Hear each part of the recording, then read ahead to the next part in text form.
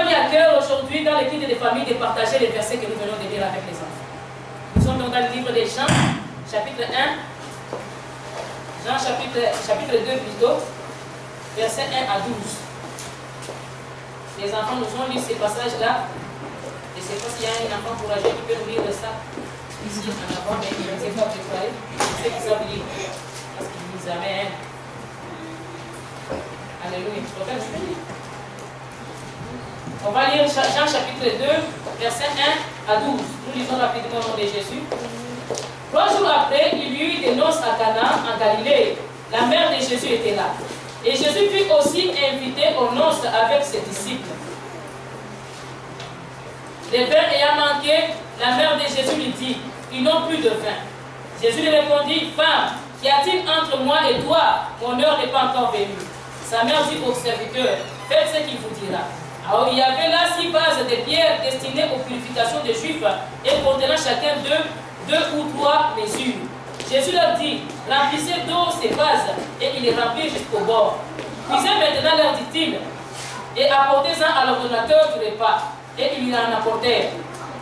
Quand l'ordonnateur du repas eut goûté l'eau changée en vin, ne sachant d'où venaient ces vins, tandis que les serviteurs qui avaient puisé l'eau les savaient bien, il s'appela l'époux. Il lui dit, tout homme sert d'abord le bon vin, puis le moins bon après qu'on s'est enivré. Toi, tu as gardé le bon vin jusqu'à présent. Tel fut en Cana, en Galilée, le premier des miracles que fut Jésus. Il manifesta sa gloire et ses disciples crurent en lui. Après cela, il descendit à Capernaum avec sa mère, ses frères et ses disciples, et il n'y demeura que peu de jours. Amen. On va prier. Seigneur Dieu Tout-Puissant, merci pour la parole. Nous voulons, Papa, partager cette parole de désarmé. Nous nous recommandons ton Saint-Amant. Prends le contrôle de toutes les choses. Parle à ton peuple, Seigneur, quand ils sont venus t'écouter et non pas nous.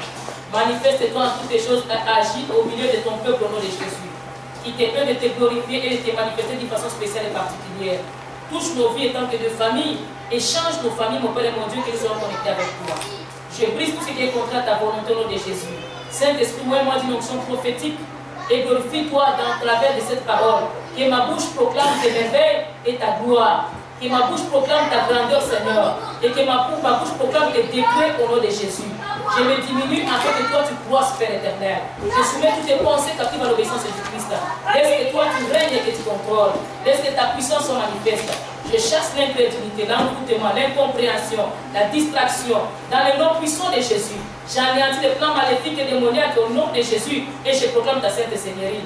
Veille, mon Père et mon Dieu, sur tout et chacun de tes enfants. Glorifie-toi et manifeste-toi toutes les choses. Agis et donne gloire à ta sainte Seigneurie. Dans le nom de Jésus, t'avons ainsi que nous te disons. Amen. Amen. Et notre thème d'aujourd'hui s'intitule la connexion et la collaboration familiale. La connexion et la collaboration familiale. Qu'est-ce que signifie connexion? Connexion, ça veut dire lien, rapport entre deux entités. Lien, rapport entre deux entités. Fait d'être connexe, c'est-à-dire fait d'avoir une certaine liaison avec une ou plusieurs des mêmes genres. Fait d'être connecté, lien, action de lier, des rapports étroits. Action de lier, des rapports étroits. Fait d'être lié, fait de lier une personne ou bien une personne avec une autre personne. Fait d'être lié ou une liaison. Un enchaînement. Donc on se met ensemble, un enchaînement. Tandis que la collaboration, c'est le travail en commun. Action de collaborer, de participer à une œuvre avec d'autres. Politique de coopération avec un occupant ou ennemi. Action de travailler en concert avec d'autres personnes. Ça, j'ai beaucoup aimé, tu peux souligner ça. Action de travailler en concert avec d'autres personnes ou plusieurs personnes. Travaux et soins communs du mari et de la femme. Amen. Ça, c'était la définition de notre terme de connexion et de collaboration. Comme nous venons de le lire, nous savons que être connecté, c'est être lié, avoir des liaisons, avoir un réseau, une connexion. La connexion dans la famille est très importante. Elle est requise dans à toute famille, étant des enfants de Dieu, la connexion, la collaboration est très importante. Nous sommes censés de collaborer et de coopérer. La collaboration, c'est coopérer, c'est communier, c'est lier, c'est mettre ensemble. Et la connexion est très importante. Quand nous collaborons, nous coopérons, nous communions, nous nous attendons, nous essayons de nous comprendre et de travailler en commun, en équipe. Dans une famille, nous devons travailler en équipe. Nous venons de lire ici qu'il y a eu une fête à Cana, dans la ville de Galilée. La fête, dans cette fête, c'était une fête de mariage. Le mariage, c'est une institution divine. C'est Dieu qui a institué le mariage. C'est Dieu qui a établi le mariage. C'est lui le premier qui a établi le mariage. À travers la création d'Adam et d'Ève, c'est Dieu qui a commencé le mariage. Le mariage, ce n'est pas une institution humaine seulement, mais ça a commencé par Dieu d'abord lui-même. C'est une institution divine qui doit être honorée par les gens et qui doit donner gloire à Dieu. Et c'est une fête qu'on respecte quand même, une fête qu'on honore. La Bible déclare dans le livre des Hébreux que les mariages sont honorés par tous. Les mariages, c'est une des fêtes dans ce monde qui doit être honorée par tous. La fête de ton anniversaire n'est pas vraiment honorée, c'est toi qui es content. Mais les mariages, la famille est contente, les amis sont contents, les voisins, même s'ils sont des ennemis, ces gens-là, tu vas voir leur sourire. Même si ça sera un sourire jaune, mais au moins il va avoir un sourire. Même tes ennemis. Alléluia. Ils doivent honorer ça. Le gouvernement honore les mariages, la famille honore les mariages et les mariés honorent leur mariage. L'église honore les mariages. Amen. C'est pourquoi il ne faut pas faire le mariage en cache-cache. Amen. Vous voulez officiellement. Oui, je vais aller le cacher, qu'il n'y ait personne, nous sommes seulement nous deux. Et ici, comme on demande seulement un témoin du côté du mari, un témoin du côté de la femme, c'est un mariage de 4. Et c'est fini. Bon, il n'y a pas d'autres personnes, c'est terminé. Non, la Bible déclare que les mariages sont honorés par qui? Par tous. Amen. Il y a une fête à Cana, en Galilée. Marie était invitée à cette fête. Et aussi Jésus était invité à cette fête. C'est que les mariés, ils connaissaient Jésus, ils connaissaient aussi Marie, ils connaissaient la famille de Jésus. Parce qu'au verset 12, tu vas voir qu'à la fin de la fête, ils sont partis, Jésus, ses disciples, Marie et les frères de Jésus. C'est que les frères de Jésus aussi étaient de la fête. C'était une famille qui connaissait la famille de Jésus. Ils ont invité la famille chacun de son côté. Et ils se sont retrouvés dans la fête. Et quand dans la fête, Marie était assise dans un coin, Jésus aussi était assis dans son coin. Selon leur invitation, je ne sais pas, numéro 1, numéro 3, numéro 5, vous savez ici comment ça fonctionne. Alléluia. Et chacun, on l'avait placé à sa place. Mais une chose qui était bien, dans cette fête-là, Jésus était invité. Tu dis Jésus était invité. Laisse-moi te dire, dans toutes les cérémonies dans ta vie, que ce soit cérémonie de célébration de ton diplôme, que ce soit cérémonie de ta fête d'anniversaire, que ce soit cérémonie de ta dot, cérémonie de ton mariage, dans toutes les cérémonies que tu vas faire, dans toutes les choses que tu pourras faire dans ta vie, bien aimé, laisse à ce que Jésus-Christ puisse être ton invité d'honneur, qu'il puisse participer, qu'il soit là présent, qu'il puisse se manifester et qu'il puisse être honoré, qu'il puisse avoir une bonne place. Les invités sont des personnes qui ont une bonne place pour les gens qui les ont invités. Les invités sont des gens qui sont honorés aussi. Quand quelqu'un t'invite, la personne te respecte. Quand quelqu'un t'invite, la personne a pensé à toi. Quand quelqu'un t'invite, la personne t'aime. Alors il te donne une place dans sa manifestation. Il te donne aussi une chaise à ce que toi aussi tu participes. À chaque fois qu'on t'invitera, sache qu'il y a quelqu'un qui pense à moi. Alléluia. Beaucoup de gens, ils font des caprices. Ah, mais je ne vais même pas aller. Lui, il a pensé à toi. Il a eu le temps de penser à toi. Mais toi, tu fais des caprices pour toi. Alléluia. Quand on t'invite sans toi heureux, estime-toi que tu es respecté. Estime-toi que tu es honoré. Et essaie de répondre à cette invitation. Il y a même des pasteurs, tu peux l'inviter du bout. Cette église elle est petite, je vais aller faire quoi là-bas? Mais c'est plus qu'ils vont te respecter. Ils vont t'inviter dans notre église petite. Alléluia. Tu vas l'inviter à une manifestation, il ne fait pas. Mais quand lui a des manifestations, il veut que toi tu puisses aller parce que lui il a une grande église. Ça, c'est manquer de respect aux gens. Quand quelqu'un pense à toi, pense aussi à le respecter. Alléluia. Chez nous, on dit quoi? Respecter, c'est se respecter mutuellement. Tu me respectes, je te respecte. Si tu as pensé à moi, je dois aussi montrer que j'ai vu ton invitation. Moi aussi, j'ai directement pensé à toi. Alléluia. Alléluia. À chaque fois qu'on t'invitera, pense à toi. Même si tu vas t'absenter et le kilo au moins d'appeler, de t'excuser. Amen. Alors j'essaierai un péché, nanani, nanana, mais j'ai pensé à toi, je me sens flatté, parce que vous avez pensé à moi. Amen. Mais beaucoup de gens, ils s'en foutent même.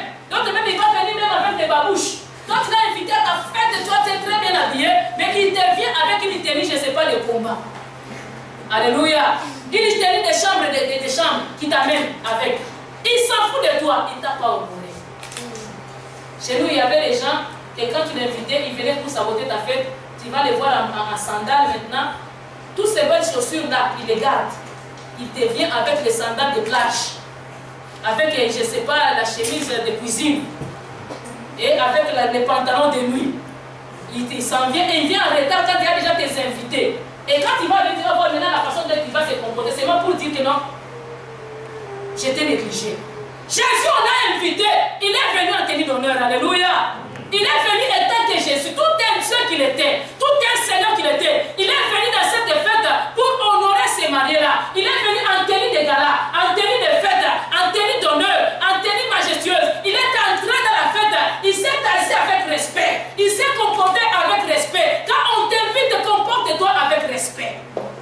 Et quand tu invites quelqu'un dans ta maison, aussi respecte la personne et comporte-toi en respect avec cette personne. Alléluia. Même s'il est chez toi, tu dois aussi quand même respecter cette personne-là. Alléluia. Et toi qui es invité et la personne qui t'a invité, respectez-vous mutuellement. Amen, amen. Alléluia. Est-ce qu'on est ensemble? Amen. La Bible déclare, la mère de Jésus étant dans la fête, la Bible déclare qu'il y a eu la fête, mais qu'il a manqué du vin. Le vin était fini. Vous savez, dans une fête, il y a trois choses qui essaient d'agrémenter un peu la fête. Il y a d'abord la nourriture, il y a la musique, il y a aussi les boissons. Chez les païens, l'alcool. Chez nous, les chrétiens, la boisson. Amen. La boisson. Amen. Et quand il y a ces trois choses, la fête est mouvementée. Les gens sont contents. Il ne faut pas nous amener dans une fête et on met une musique comme si on était au deuil. Dans nos deuils de chez nous, surtout, tu vas voir dans des chansons qui sont tranquilles. Il est parti se reposer auprès du Père. Donc, on est dans la fête là, on n'est pas parti encore. Alléluia. On est encore sur terre. Amen. Mettez-nous des choses qui vont nous agrémenter. Tu verras les chrétiens aujourd'hui, ils vont dire, oh, dans cette fête-là, j'ai vu passer la danse. Mais j'ai dansé. Tu pensais que je vais faire quoi? J'ai fait danser. Amen. C'est la réjouissance. Il faut être content. Montrer la joie. Mais dans une fête, ce n'est pas dans un deuil. Dans un deuil, je vais être comme ça. Mais dans une fête, je vais être. Amen. Il faut se réjouir.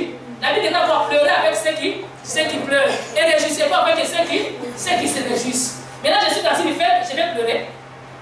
Amen. Oh, il est marié. Oh, Seigneur, Dieu merci. Toute sa famille. Ça ne va pas rester seul. Ce n'est pas le temps de pleurer, réjouis-toi.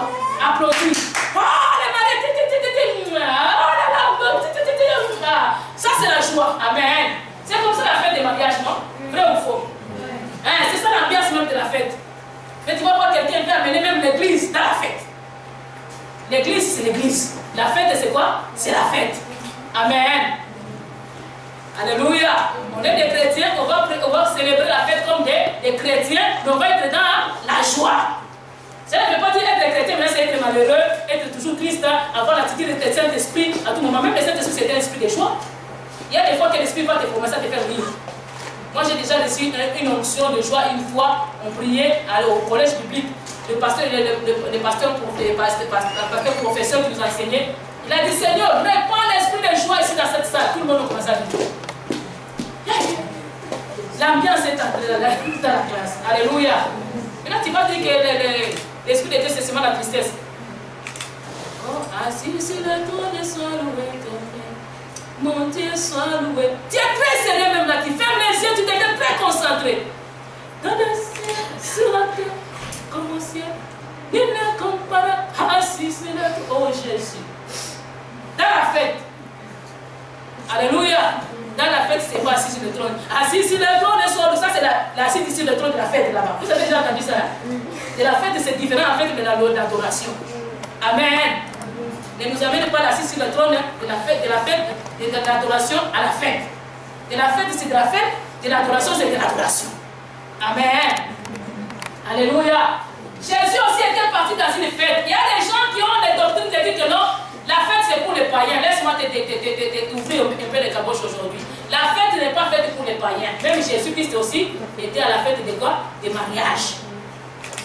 Les mariages des chrétiens est différent des mariages des païens. On commence avec une prière, il y a des chansons chrétiennes, on célèbre dans le Seigneur, on loue dans le Seigneur, on danse dans le Seigneur, on boit la boisson du Seigneur et on mange selon le Seigneur, le rythme du Seigneur, pas excès de table. Et à la fin, on parle comme des enfants de Dieu. On peut clôturer même avec une prière s'il y a moyen de clôturer. S'il n'y a pas moyen que chacun, quand il parle et qu'on a terminé, on a ramassé les choses, on passe se démaler, on nettoie la salle et on part. Amen. Mais on commence par quoi? Par la prière. Alléluia. On consacre le tout entre les mains de qui? Du Seigneur. Que tout ce qui va se passer, la cérémonie, les choses, les cadeaux, que tout soit sous contrôle de qui? Du Seigneur. Que Dieu commence avec nous, qu'il termine aussi avec nous. Qu'il n'y ait pas de cassures, qu'il n'y ait pas de plaies, qu'il n'y ait pas de combats. Il y a d'autres gens, tu vas inviter un païen, il vient faire des guerres là-bas, il blesse les gens. Non, on invite les gens, on invite même les païens, peut-être il va même être sauvé là-bas. Alléluia. Et on se réjouit dans le Seigneur. La mère de Jésus était invitée, Jésus lui-même aussi était invité. Maintenant, il y a manqué de la boisson. L'ambiance était finie, parce qu'il y avait la musique, ils ont mangé, mais s'il n'y a plus de boisson, on fait quoi? Chez nous, on appelle ça la sécheresse. Quand dans une fête, il commence à avoir la sécheresse, les déserts, quand dans la fête, ça devient compliqué. Il faut que ça soit un peu arrosé. Alléluia. Et il faut toujours prévoir qu'il y ait quand même de l'arrosage en quantité. Même si on est des chrétiens, quand même, des vins sans alcool là, tu en achètes en quantité. Que ça ne soit pas comme tu goûtes, après ça se sèche. Non, tu en achètes en quantité chez Costco, c'est beaucoup. Allez, tu achètes beaucoup, on va boire beaucoup. Alléluia. Moi, j'aime boire ça. Oh, oui, je bois sans alcool, oui. Amen. Alléluia. La Bible déclare que la mère de Jésus était là. Et comme elle était là, maintenant il y a manqué de l'alcool, de la boisson. Et la mère de Jésus est partie voir Jésus. C'est que la mère de Jésus, elle gardait les mains sur Jésus. Elle avait les yeux sur Jésus. Elle n'avait pas laissé Jésus de côté. Elle a regardé, elle a su où se trouvait Jésus. Dans une famille, nous devons garder les uns envers les autres. Partout où nous pouvons nous retrouver, nous pouvons être toujours connectés. C'est que la mère de Jésus, elle savait localiser son fils partout où il se trouvait. Malgré qu'elle pouvait être en distance, mais elle devait localiser son fils. Elle était connectée même en distance avec son fils. Ayant remarqué qu'il n'y avait pas la boisson, elle s'est levée, elle savait déjà où se trouvait son fils. Elle est partie chercher son fils. Et quand elle est arrivée avec son fils, elle a commencé à donner la doléance. Ici, il n'y a plus de vin. Mais maintenant, oui, si tu peux faire quelque chose, mes femmes, mon heure n'est pas encore venue. Son heure n'était pas encore venue. Jésus n'avait pas encore commencé à faire des miracles. Il venait à peine de choisir les disciples, mais il n'avait pas encore commencé son ministère proprement dit. La mère a bousculé Jésus pour qu'il commence vite, vite. Elle connaissait déjà ce qui était dans l'enfant. Elle connaissait déjà ce qui était dans son fils. Il a dit que c'est une bénédiction d'avoir cet homme dans cette fête. Si ces gens ont pensé à lui, c'était pour que Dieu puisse se glorifier. On ne peut pas accepter l'échec dans une fête de mariage comme ça. Au moment où lui il est présent, il faut qu'il fasse quelque chose. Laisse-moi te dire, quand Jésus est ton invité, s'il y a des manques dans ta maison, s'il y a des manques dans ta vie, dans tes études, si tu l'invites dans les études, tu l'invites dans la fête, tu l'invites dans ta naissance, tu l'invites dans, je ne sais pas, dans ta cérémonie, tu l'invites dans ton travail, tu l'invites dans tes projets, il va perfectionner toujours des miracles autant de manques. Si Jésus est là, un miracle se fera. Si Jésus est là, quelque chose de bien se passera. Même si les choses sont compliquées, même si les choses deviennent difficiles, même si les choses deviennent bousculées, même si les gens commencent à placoter, à parler, les gens commencent à parler, il n'y a plus de vin, il n'y a plus de vin. C'est tombé dans les oreilles de qui? Des maris. Elle a remarqué, elle a entendu, elle a fait quelque chose. Laisse-moi te dire, dans nos vies, il y aura toujours des gens qui seront à côté de nous pour essayer de parler mal contre nous. Quand les choses se tournent mal, quand nous sommes contents, nous les invitons, on leur donne la place. À la place qu'ils viennent nous encourager, ils viendront là aussi pour nous décourager. Ne pense pas que toute personne que tu inviteras dans ta vie viendra dans ta vie pour t'encourager. Il y en a d'autres gens qui viendront vers toi pour te décourager. Il y en a des gens qui ont des diplômes, qui sont qualifiés, qui sont excellents, qui ont des maîtrises. Des diplômes de maîtrise pour détruire les autres, pour décourager les autres, pour venir seulement nuire aux autres. Quand toi tu es dans les pétrins, lui il est content. Il viendra toujours auprès de toi pour regarder à quel niveau tu es rendu. Qu'est-ce qui se passe chez toi? Quand toutes les choses sont ça va bien, il est calme comme s'il n'y a rien. Il n'est même pas content, il manifeste rien. Quand les choses commencent à tourner mal, il commence à blablabla. Il y a des champions ça. Ne pense pas que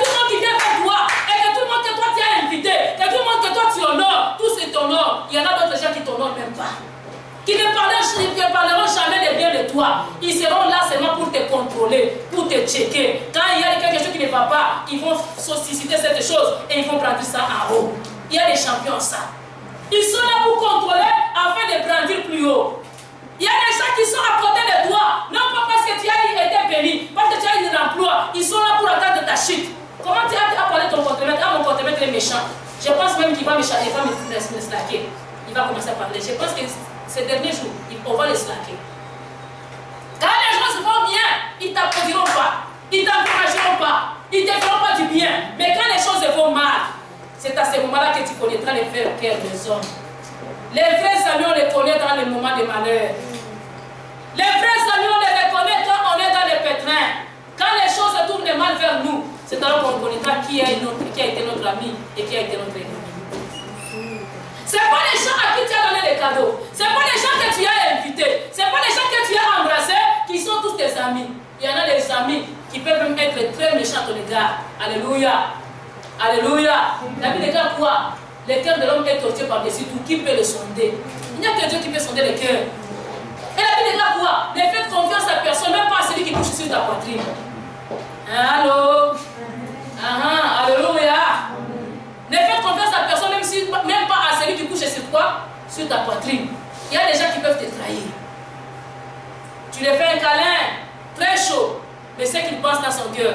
N'avez-vous jamais vu quelqu'un, tu lui fais un câlin, mais lui, quand il regarde de l'autre côté, toi, tu regardes de l'autre côté? Tu ne veux même pas sentir ça parce que ce sont les joues qui agissent. Tu n'entends pas sa voix. Il est dans tes bras, mais tu fais quoi? Le monde est méchant. Dites à ton voisin, le monde est méchant. L'essentiel que le monde soit méchant, mais que Jésus soit bon. Alléluia. Jésus a dit à un riche qui était venu le voir, que faire pour entrer au ciel? Il a dit, va vendre tout ce que tu as, tout ça. Il a appelé bon maître. Jésus a dit que personne n'est bon. C'est seulement Dieu qui est quoi? Qui est bon. Parce que le monde est méchant. Alléluia. Les mariés, ils ont invité les gens. Quel mal ils ont fait? S'il a manqué la boisson, même les invités pouvaient ajouter, non? Ici, chez nous au Canada, qu'est-ce qu'on fait? Quand on part dans une fête, ou bien quand on part dans un pays, qu'est-ce qu'on fait? Chacun amène au moins une canette, un paquet de canettes. Lui, il n'a rien amené, mais il commence à critiquer. Il manque même des canettes. Même les canettes seulement, il manque. Mais s'il manque des sons, si tu fais ça à la main, les filles, tu ravitailles. Alléluia. Ça ne coûte même pas beaucoup trop cher. Si tu peux se fermer, tu peux aller au maxi. Alléluia. Tu as l'auto, tu as les pieds, tu as l'argent, tu as la carte, et puis tu viens critiquer seulement. Il a pris des boissons. La mère de Jésus a senti très mal dans son cœur. Ces gens vraiment, hein, on nous a tous invités. S'il a manqué, moi je n'ai pas d'argent, mais mon fils, je sais qu'il est venu la. Alléluia. Si moi je manque, mon fils ne va pas manquer. On n'a même pas besoin d'aller au maxi. Mon fils va faire ici même. On va le prouver. Alléluia. Marie est partie voir Jésus, elle a dit, ils n'ont plus de faim. Est-ce que ça allait alors? Il dit alors, mais il faut que tu fasses quelque chose. Elle a dit, femme, mon œuvre n'est pas encore venue, tu fais seulement. Amen. Je te le demande s'il te plaît, fais-le. J'ai dit, ok. Et puis il a dit aux gens, faites tout ce qu'il vous dira. Lui là, je le connais, faites tout ce qu'il vous dira. Elle a dit et elle est partie. Dans une famille, on coopère. La mère de Jésus savait qu'elle devait compter sur son fils. Est-ce que dans votre famille, on peut compter sur toi ou bien toi tu peux compter sur quelqu'un? La connexion, nous devons d'abord coopérer. Nous devons être liés. Nous devons être ensemble. Après avoir été ensemble, nous devons aussi collaborer. Si moi je manque, je peux te demander. Et si je te demande, toi tu es capable de m'aider, tu vas m'aider. Dans une famille, on s'entraide. Dans une famille, on ne s'entretue pas. Mais tu verras des gens qui sont dans la même famille, mais ils s'entretuent. Les maris tuent sa femme, la femme tue son mari. L'enfant tue les parents tuent l'enfant. Ça, c'est quelle famille ça? Nous devons être quoi? Unis. Alléluia. Travailler dans la connexion et dans la collaboration. Que les enfants coopèrent avec les parents, que les parents coopèrent aussi avec les enfants. Tu vois, les parents, ils s'en foutent. Il est responsable, il néglige tout. Et il s'en fout de tout ce qui se passe dans sa maison. Mais Marie, elle ne négligeait rien. Elle savait où se trouvait Jésus dans cette fête-là. Alléluia. Elle avait d'autres enfants, mais elle comptait beaucoup plus sur Jésus. Elle savait que Jésus ne peut pas me décevoir.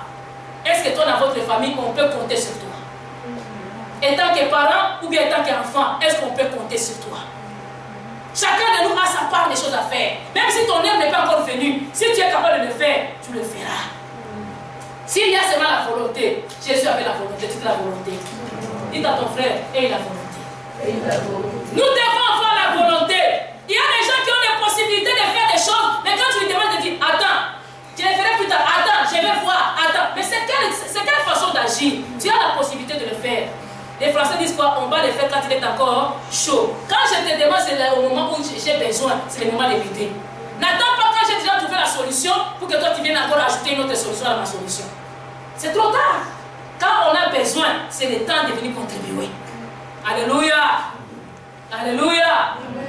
Tu vas lui demander maintenant, il te dit, bon, je vais te programmer peut-être le mois prochain, je ferai. C'est même pas une assurance. Jésus-Christ l'a demandé, il a assuré. Alléluia. Il a dit à la femme, mon âme n'est pas encore venue. La femme a dit aux gens, faites ce qu'il vous dira. Elle a fait confiance, elle savait que Jésus ne lui décevra pas. Les enfants qui sont ici dans la salle, on compte sur vous.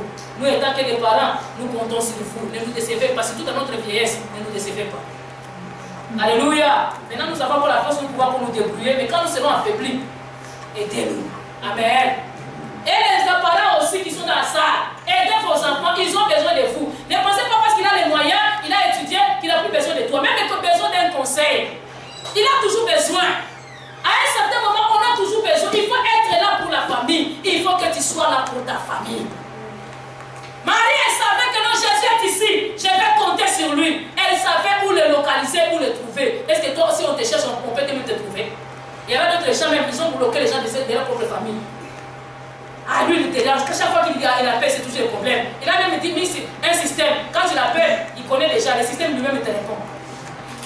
Alléluia. Tu vas l'appeler, tu ne vas pas le trouver. Il s'est écrit directement au travail. Il n'est même pas au travail. Peut-être qu'il fait même dodo. Il te met au silencieux, au mode du travail. Il n'est même pas au travail. Peut-être même il est au chômage. Tu vas l'appeler, tu ne le trouves pas. Mais on a besoin les uns, les autres. À chaque fois qu'un membre de la famille peut nous appeler, même si c'est la nuit, nous devons nous présenter. Que ce soit la famille chrétienne, que ce soit la famille spirituelle, la famille biologique, nous avons besoin les uns les autres. Étant la famille parole devient internationale, nous avons besoin les uns les autres. Et étant aussi la famille biologique, nous avons aussi besoin les uns les autres. Il n'y a pas quelqu'un qui peut rester tout seul. Chez nous, on a toujours dit quoi? Un seul doigt ne peut pas tuer un clou. Il faut les deux doigts comme ça pour que l'époux puisse mourir. Il faut la collaboration. La Bible, quand elle livre l'Ecclésiaste, la corde à deux fils est beaucoup plus efficace, mais à un seul fil, ça se coupe facilement, ça se rompt facilement. Et la corde à quatre fils, à trois fils, à quatre fils, c'est beaucoup plus efficace. Quand vous êtes dans une famille et que vous mettez en unité, vous êtes beaucoup plus efficace, bien aimé. Vous êtes inébranlable. Les personnes pourront vous séparer. Mais il y en a des gens, tu vas voir, le mari a une opinion, la femme aussi a une autre opinion, et les enfants aussi ont leur propre opinion. Et surtout nous qui avons amené les enfants, surtout nous les immigrants, nous sommes venus de partout. Nous sommes venus ici. Rendu ici, tu vas voir la femme qui est, oh, non, ça c'est une idée latine, ça c'est une idée africaine. Ce n'est pas une idée africaine ou une idée latine, c'est une idée biblique. Alléluia. Ou bien une idée humaine. On n'a pas des idées des Africains. Ah, ça c'est pour les Africains. Ah, ça c'est pour les Latinos. C'est pas pour les Latinos, c'est pas pour les Africains. C'est pour la famille. Alléluia.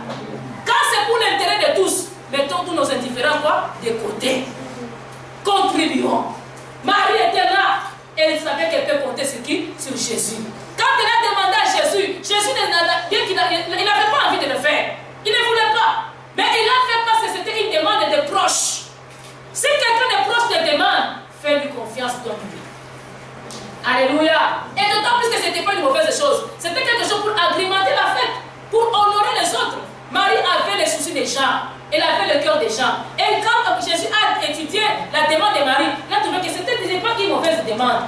Il y a des fois, nos enfants nous demandent des mauvaises choses, on les donne. Mais quand ils nous demandent des choses de bien, on refuse. J'ai déjà connu une famille.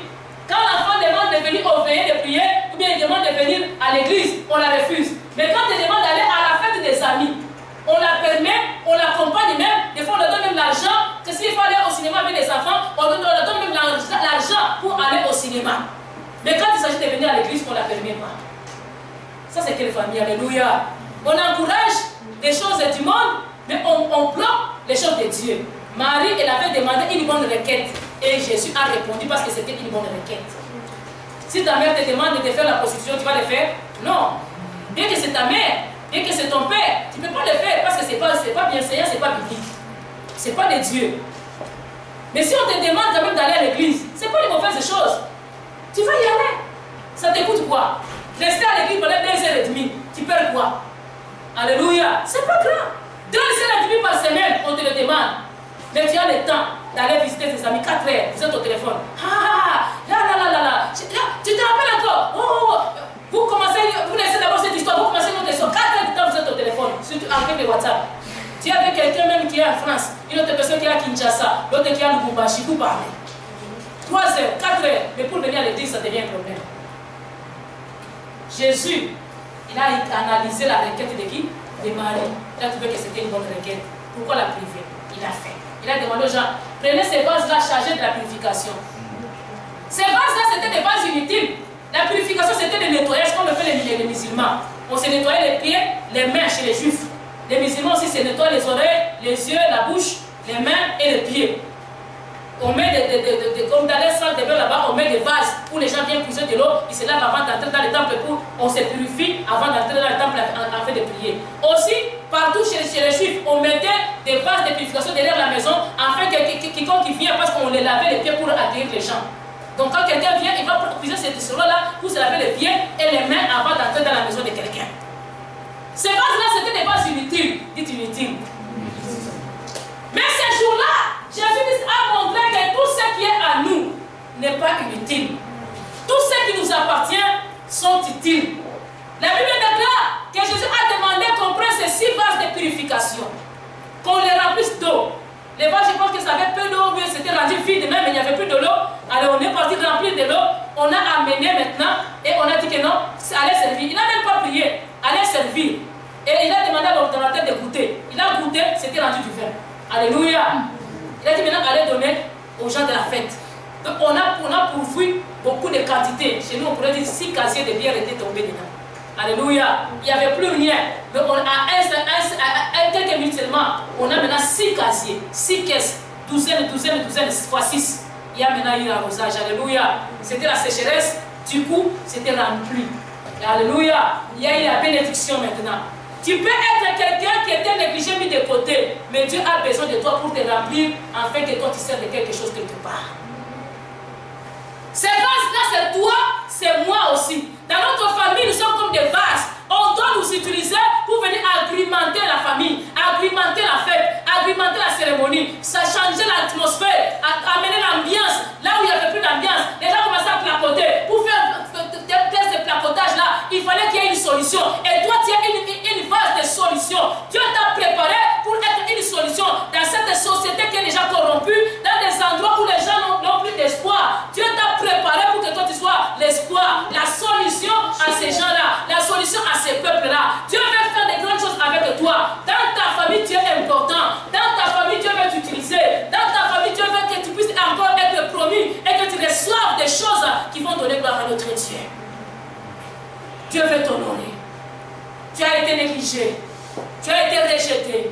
Tu as été abandonné. Tu as été mis de côté. On te prenait pour des futilités. Mais Dieu a voulu qu'on te prenne pour des choses importantes.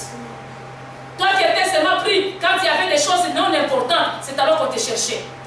Dans les affaires inutiles qu'on te cherchait. Mais Dieu veut qu'on te cherche pour des affaires très utiles. À un certain moment, Dieu va te rendre très utile au nom de Jésus.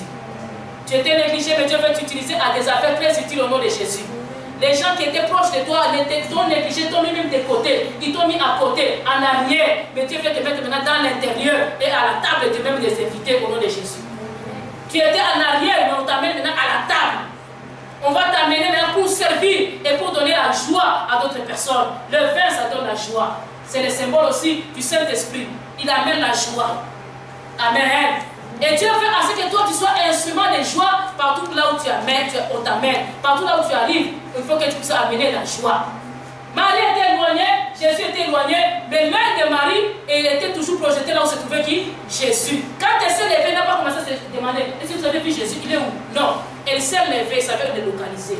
Laisse à ce que tu saches localiser ceux qui sont importants dans ta vie au nom de Jésus. Que l'Esprit du Seigneur te donne l'œil de voir la personne la plus importante dans ta vie et qui te permette de le localiser à chaque instant que tu auras besoin de lui au nom de Jésus.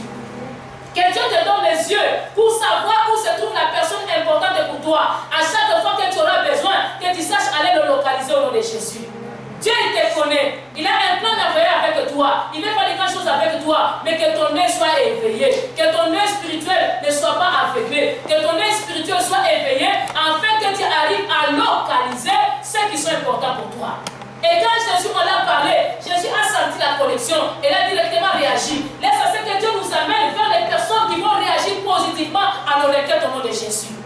Il y a des fois que tu vas aller frapper une mauvaise porte, tu pensais que c'était la bonne porte, tu frappes comme ça, mais là tu es déçu au double. Tu sors de là, déjà tu es détruit. Mais laisse à ce que Dieu commence à te diriger vers des personnes qui vont répondre positivement à ta requête au nom de Jésus. Quand tu lui présentes la requête, tu te donnes la solution au nom de Jésus. Et quand tu sors, tu dis que waouh, je suis béni. Marie s'est sentie ces jours-là, elle s'est sentie quelqu'un. J'ai un fils, c'est mon fils là, qui vient de changer la situation de la fête. C'est mon fils qui vient d'opérer. Laisse à ce que tu sois importante pour ta famille au nom de Jésus.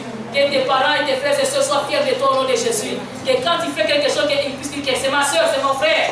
Vous voyez celui-là, ah oui, c'est de ma famille. Tu le vois, à lui qu'on a appelé en premier là-bas, à la proclamation là, en premier là, celui qui a bien parlé là, plus que tout le monde, c'est mon frère. Amen. J'avais dit ici la semaine que quand nos enfants réussissent, nous les parents, on se pointe. Même si l'enfant n'était pas invité. Ah, c'est mon fils, hein? Oui, oui, c'est mon fils. Je disais quand le jour où mon fils avait terminé sa formation militaire, on devait leur donner des certificats pour dire qu'ils sont qualifiés, ils sont devenus de bons militaires, ils ont suivi la formation, ils sont forts. On a commencé d'abord par donner des éloges. Ah, c'est ces gens qui sont ici aujourd'hui, et nous allons vous présenter aujourd'hui. Ce sont des gens efficaces, ils sont importants pour le Canada. Ils ont parlé. J'étais là en train de bouger un peu dans ma chaise. Et puis quand on a dit, ah oui, il était le seul noir. Quand il s'est levé avec son veston, j'ai dit, ah oui, j'ai dit à la femme qui était à côté, c'est mon fils celui-là.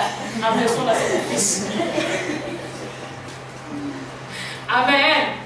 Et quand on l'a salué, on disait des choses. Je disais, oui, lui il est très fort, hein. Il est très fort. Mais quand il faisait la formation, il me disait, maman, aujourd'hui c'est la galère. Aujourd'hui c'est la mort, maman. Mes 4 sont partis aujourd'hui. Nous sommes restés, je ne sais pas combien. Quand il a terminé, j'ai dit, ah oui, je disais à ma papa, ah oui, il est beau son autofil. Ah oui, oui, il est très beau mon fils. Amen. Quand ton enfant fait des bonnes choses, tu es fier. Vrai ou faux les parents? Vrai ou faux? André, quand il va commencer à faire des exploits, à l'école maternelle là-bas, on la proclame qu'elle est la meilleure de la classe. Sa mère va faire quoi? Oui, c'est ma fille André, hein? Jasmine, c'est son nom aussi. C'est un cadeau de Dieu. Là, elle ajoute, hein? Andrea, oui, elle est courageuse comme le nom de Dieu. Elle s'appelle encore Jasmine. C'est ma fille. Depuis toute bébé, on l'avait présenté à l'église. Elle était toujours courageuse. Même quand on priait pour elle, elle pleurait, elle faisait déjà des mouvements pour montrer que moi je suis là. Alléluia. C'est ce qui arrive, non? Amen. Et quand l'enfant fait des bêtises, qu'est-ce que nous, les parents, faisons?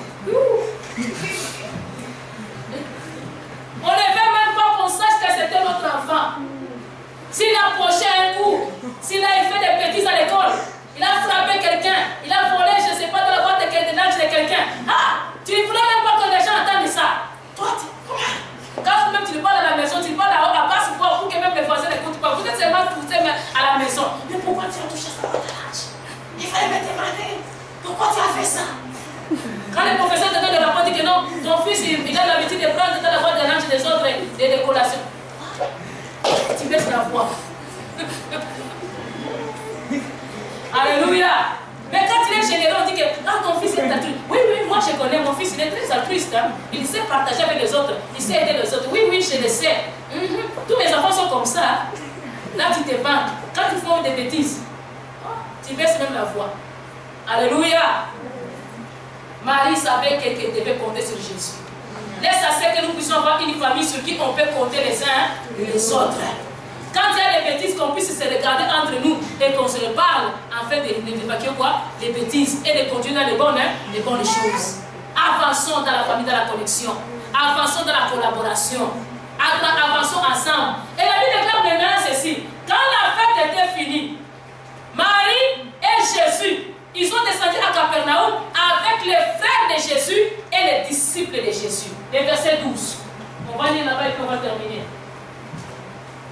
Le verset 12, la Bible déclare ceci. Après cela, il descendit à Capernaum avec sa mère, ses frères et ses disciples. Et il n'y demeurait que peu de jours. Amen. Donc après la fête de Jésus, il n'était pas parti dans son coin.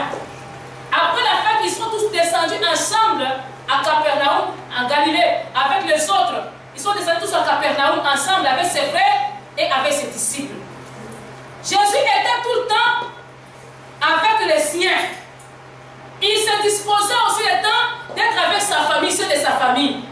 Bien aimé, nous devons nous donner toujours le temps, même si nous sommes églises et comment. Je me rappelle, ma soeur, elle travaillait à Saint-Anselme, au Québec. Et chaque week-end, elle descendait. Elle devait venir le vendredi soir, donc dès qu'il terminait le travail à minuit ou bien à 2 h du matin, elle prend la route et arrive ici à 5 h, 6 h du matin. Elle dort un peu, à 11 h, elle commence à faire des achats, elle fait l'épicerie, elle prépare. À 15 h, nous sommes ici à l'église et on fait l'intercession. À 17 h, ils font la répétition. On rentre le dimanche, elle vient encore à l'église et chante. Le lundi matin, encore le repas. Elle venait et se disponibiliser pour sa famille et pour la famille spirituelle. Bien qu'elle travaillait très fort, c'était les moments les plus difficiles, mais elle ne s'était jamais lassée. Elle ne s'était jamais découragée. Un jour, elle avait manqué de transport. À l'époque, elle ne faisait pas vraiment encore l'autoroute. Elle avait encore peur. Elle n'avait même pas encore de permis. Et après, elle a eu son permis. Elle faisait des covoiturages. Et un jour, elle a manqué de transport. Ça l'avait fait très mal. C'était un jour où on devait avoir la Sainte Seine. Ça l'avait fait très mal. Elle a dit, je vais faire la Sainte Seine toute seule ici à la maison. Elle a fait la Sainte Seine à la maison. Elle a pleuré tous ces jours-là. Elle a dit, Seigneur, je vais avoir mon permis. Et je vais être libre pour venir te servir. Quelques temps après, elle a tout fait pour avoir son permis. Et quand elle a eu son permis, elle continue, elle commençait maintenant à descendre chaque week-end. Elle ne manquait plus. Chaque week-end, elle était ici. Mais c'était difficile. Alléluia. C'était difficile. Elle devait aller chercher pour la famille. La famille devait compter sur elle. Et elle venait. Elle était mariée. Mais elle faisait tout. Son mari était là. Son enfant était là. Mais elle partait, elle revenait. Alléluia. Elle s'est disponibilisée. Jésus-Christ s'est disponibilisé aussi pour sa famille.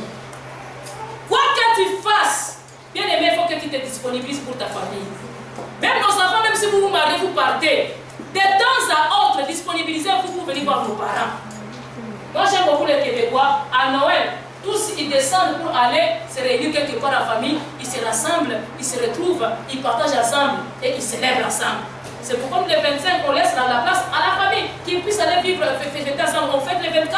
Les 25, les gens sont libres d'aller fêter avec leur famille. S'il y a des gens qui sont descendus de partout là-bas, qui se réunissent et qui puissent célébrer ensemble. Disponibilisez-vous. Alléluia. Pour votre famille, ne faites qu'avoir ces soucis-là. Là où se trouve la grande famille, toi qui es seul là-bas, descends, va voir les autres. Amen.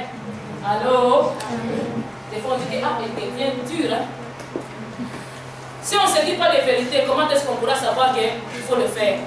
Jésus s'est disponibilisé. Il faisait tout. Il est descendu, bien qu'il n'est pas resté longtemps. Mais il s'est disponibilisé. Comme tout le monde était là, il est d'abord descendu avec eux à Capernaum. Et après, il est parti encore avec ses disciples. Il était là pour ses disciples. Il était là aussi pour sa famille. Bien aimés, soyons pour l'église. Soyons là aussi pour nos familles. Ne soyons pas seulement pour l'église. Il y en a de ces gens-là qui sont tout le temps pour l'église, mais qui ne sont jamais pour la famille. Et il y en a d'autres gens qui sont tout le temps pour la famille, mais ils ne sont pas pour l'église. Soyons pour les deux. Jésus-Christ était avec ses frères et sa mère, et aussi avec qui? Avec ses disciples. Soyons avec l'église, soyons aussi avec la famille. Parce que l'église, c'est la grande famille spirituelle. Et la famille, c'est la petite famille restreinte, biologique. Encadrons les deux. Partout où tu pourras te partir, trouve-toi une église. Amen. Partout où tu vas aller, dans la vie, partout où tu vas aller. Les recommandations que moi, apôtre Jean, je te donne, partout où tu vas aller, trouve-toi une église. Réunis-toi avec ces gens-là. Et si tu as des familles là-bas aussi, rejoins-toi aussi la famille. De temps en temps, tu descends les voir. Vous coopérez, vous collaborez, vous partagez. Et ça va toujours faire du bien. Jésus-Christ était tout le temps pour tout le monde. Il était là pour la famille, il était là aussi pour les disciples, donc pour l'église. Soyons là de tous les deux côtés. Donnons-nous et afin que nous puissions avancer, collaborons et soyons dans la connexion. Que la connexion, des fois même tu peux avoir un besoin, tu n'as pas parlé, mais l'autre déjà, t'as regardé seulement, et tu sais de quoi il te parle. Des fois je peux regarder ma fille, je regarde mon fils, déjà de quoi déjà il me parle. Quand je peux regarder Abraham, je peux déjà savoir de quoi il parle. Alléluia. Il peut me dire quelque chose seulement avec les regards. Connexion. Je comprends ce qu'il dit. Amen. Des fois, je peux avoir une annonce que j'avais oubliée. Dès que je le regarde, il n'a rien dit. Mais je me rappelle exactement de ce qu'il voulait me rappeler. Alléluia. La connexion. Dans la famille, soyons connectés. Des fois, je peux sentir la douleur. Quand ma fille était au Brésil, des fois, je sentais ce qu'elle sentait là-bas. Et je me réveillais, je la demandais est-ce que ça va. Et tout de suite, je me disais que ça ne va pas. Donc, je le sentais, on était connectés. Même si vous ne vous êtes pas parlé, avec une personne qui tu es connectée, il va sentir. Alléluia. Des fois, avec Martha, c'est ma soeur spirituelle. Mais on est beaucoup plus connectés avec Martha. Des fois, elle peut avoir des choses, ou je peux avoir des choses, je les sens ou bien les sens. Ce que je sens, elle peut les sentir facilement. Quand on est parti au Mexique, ce que je sentais, Jemima les sentait, Martha les sentait. Mais moi, je sentais beaucoup plus. Mais il sentait qu'il y avait quelque chose qui n'allait pas. Chacun sentait ça de sa façon. Et quand on s'était mis, j'ai dit, je sentais ça, moi aussi je sentais ça ici, je sentais comme ça, je sentais. On communiait. Alléluia, on était en connexion. On avait pris 3 jours de prière, on disait que Dieu met nous en communion d'esprit. Et on a travaillé en communion d'esprit. Des fois, quand je devais prêcher, Martha venait me dire que je devais ça. Tout ce qu'elle me disait, c'était tout ce que j'avais préparé comme prédication. Donc, c'était une confirmation. La nuit aujourd'hui, j'étais en train de prier, je sentais quelque chose. J'ai commencé à prier, je pensais que c'était à moi. Et à un certain moment, Dieu m'a dit, non, c'est pas toi, c'est Martha. J'ai écrit à Martha. Je me suis dit, à 7h, Martha déjà est dehors. C'était à 23h. J'ai dit, à 7h, Martha déjà est dehors. Je l'ai écrit. J'ai dit, est-ce que tu vas bien? Tu sens ça? Une seconde après, il m'a dit, oui, je ne suis pas encore endormi et je sens ça. Je suis de tel côté. Il dit, oui, c'est de tel côté. Je te vois prier ensemble. On a prié ensemble. Tu as bien dormi, non? Amen. Alléluia. Parce qu'on est en connexion. Quand tu es en connexion avec quelqu'un, dès que la personne passe en toi, c'est comme une télépathie. Vous vous communiquez des choses. Et dans une famille, nous devons nous communiquer des choses. C'est que tu sais, c'est ce qu'on appelle l'esprit, les paroles de connaissance. C'est que quelqu'un est branché dans l'esprit, toi étant que serviteur de Dieu, tu vas sentir cette chose que cette personne sent. Tu les sens directement, et quand tu vas dire que je sens, il y a une personne dans la salle qui sent si. La personne peut penser que tu as écouté dans ton esprit, tu as senti ça dans ton corps. Alléluia. Alléluia. Parce qu'on communie, on est en connexion. Et si dans ta famille, si quelqu'un est triste, les autres peuvent sentir facilement que l'autre personne est triste, sans même qu'ils puissent parler. Avant même que tu viennes parler, même s'il n'y a pas de connexion, même s'il n'y a pas de téléphone, même s'il est loin, tu peux sentir sa misère, tu peux sentir sa souffrance, sans que personne ne te parle. Et tu vas dire après, ah, c'est pourquoi je sentais ça tel jour. Alléluia. Tu peux les sentir facilement. Ayons la connexion avec Dieu et la connexion avec ceux de nos familles, spirituelles ainsi que biologiques. Et ayons la collaboration. Quand moi je te dis quelque chose, ne sois pas que non, tu ne veux pas toujours coopérer. Non, sois coopérant. Dis à ton voisin, sois coopérant. Et un vrai enfant de Dieu doit être flexible. Tu dois être flexible. Tu dois coopérer avec les autres. Même si ça ne te plaît pas, tu le fais seulement parce que vous êtes en commun. Travail d'équipe, on doit le faire en commun. Alléluia. Afin que nous puissions tous réussir. Nous puissions tous contribuer pour la gloire de qui? De notre Dieu. Faire tout pour la gloire de Kingdom. Amen. Faisons tout pour la gloire de notre Dieu. Pour le royaume de notre Seigneur. Faisons tout, contribuons tout pour la gloire de qui? De notre Seigneur. Participons les uns comme les autres. Que Dieu vous bénisse.